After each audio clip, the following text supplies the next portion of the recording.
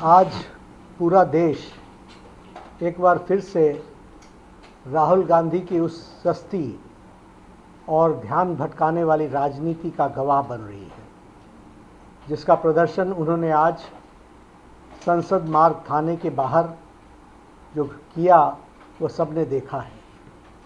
राहुल गांधी जी का आज का यह धरना न तो छात्रों के लिए है और न ही न्याय के लिए है। यह कांग्रेस पार्टी की राजनीतिक हताशा का प्रतीक है और राहुल गांधी की फुटेज खाने की भूख है। पूरा देश जानता है कि 20 जुलाई की घटना को लेकर माननीय सर्वोच्च न्यायालय ने पहले ही संज्ञान ले लिया है और पूर्व जज की अध्यक्षता में एक 5 सदस्यीय उच्च अधिकार प्राप्त समिति का गठन भी किया गया है।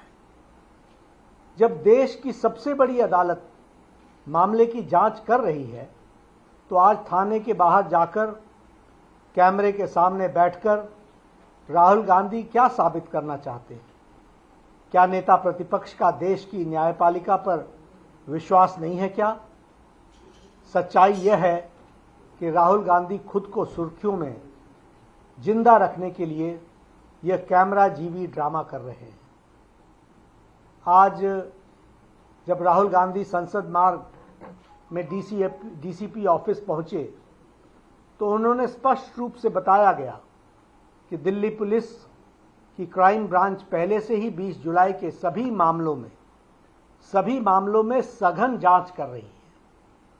डीसीपी ने यह भी बताया उनको और आश्वासन दिया कि वे इस मामले में जो क्राइम ब्रांच को आपने कहा है वह उनको भेज दिया गया है और क्राइम ब्रांच इसकी जांच कर रही है।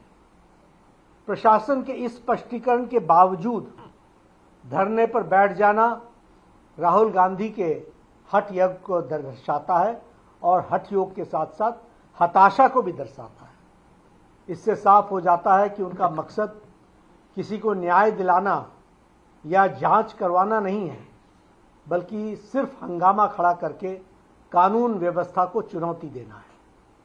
इस पूरे ड्रामे में और इस पूरे ड्रामे की अगर हम टाइमिंग को समझें तो हमें ध्यान में आएगा कि आज कांग्रेस पार्टी वंदे मातरम के मुद्दे पर, वंदे मातरम के विषय पर पूरे देश में चारों ओर से घिर चुकी है। राष्ट्रगीत के अपमान को लेकर जनता कांग्रेस से जवाब मांग रही है।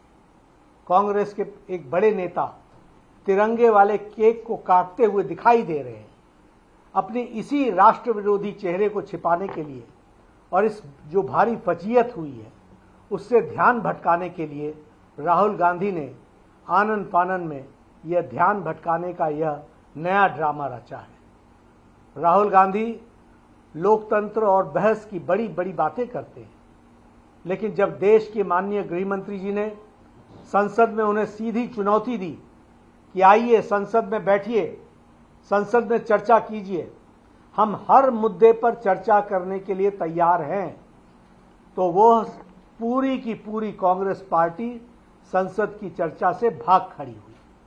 संसद के पटल पर जवाब देने की हिम्मत नहीं है, इसलिए सड़क पर बैठकर नौटंकी की जा रही है। आदरणीय प्रधानमंत्री श्री नरेंद्र मोदी जी के पहले ही उन्होंने कह दिया है कि कांग्रेस एक परजीवी पार्टी है। जो भी पार्टी कांग्रेस के साथ जुड़ती है उससे वो ताकत लेती है और उसी पार्टी को समाप्त कर देती है। अब कांग्रेस पार्टी बच्चों और छात्रों के भविष्य को भी खत्म करने पर आमदा है।